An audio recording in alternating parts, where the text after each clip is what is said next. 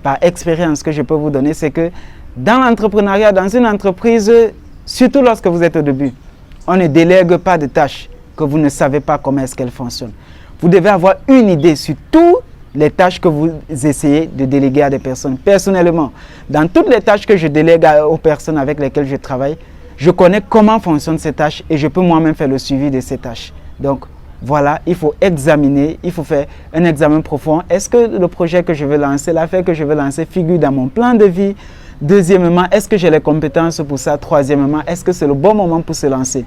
Parce que un conseil également, quand on se lance dans une affaire, au début, c'est bon d'avoir un regard personnel, de contrôler soi-même son affaire du début jusqu'à la fin.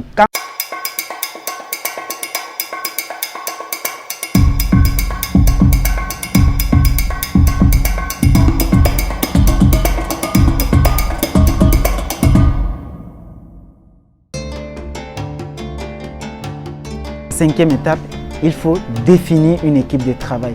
Avec qui est-ce que je vais travailler?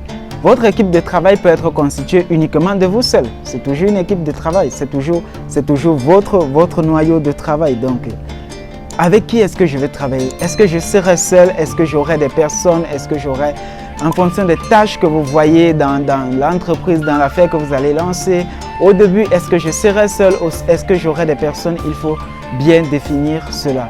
Et maintenant, il faut savoir que dans l'entrepreneuriat, l'une des choses les plus difficiles, surtout au début, c'est de trouver des personnes loyales, des personnes de confiance, des personnes véritables avec lesquelles on peut travailler, avec lesquelles des personnes en qui on peut mettre toute une confiance et espérer que la chose, ils vont partager votre vision, voilà, et espérer que la chose ira également très bien.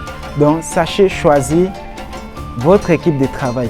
L'une des premières erreurs que je vais vous éviter, c'est lorsque vous choisissez votre équipe de travail, évitez de faire de votre business, de votre affaire, de votre entreprise, tout de suite une affaire de famille. Ce n'est pas parce que c'est votre entreprise, vous voulez aider vos frères que vous allez mettre vos frères, même où ils n'ont pas de capacité, même où ils n'ont pas le potentiel, où ils n'ont pas les atouts pour pouvoir réaliser certaines tâches. Vous pouvez aider vos frères d'une autre manière, mais si vous ne faites pas attention, parce que c'est votre famille, vous les insérez dans votre entreprise, même ceux qui n'ont pas les capacités, même ceux qui n'ont pas les atouts requis, sollicités pour un certain poste, vous n'allez pas faire long feu. Donc, faites très attention.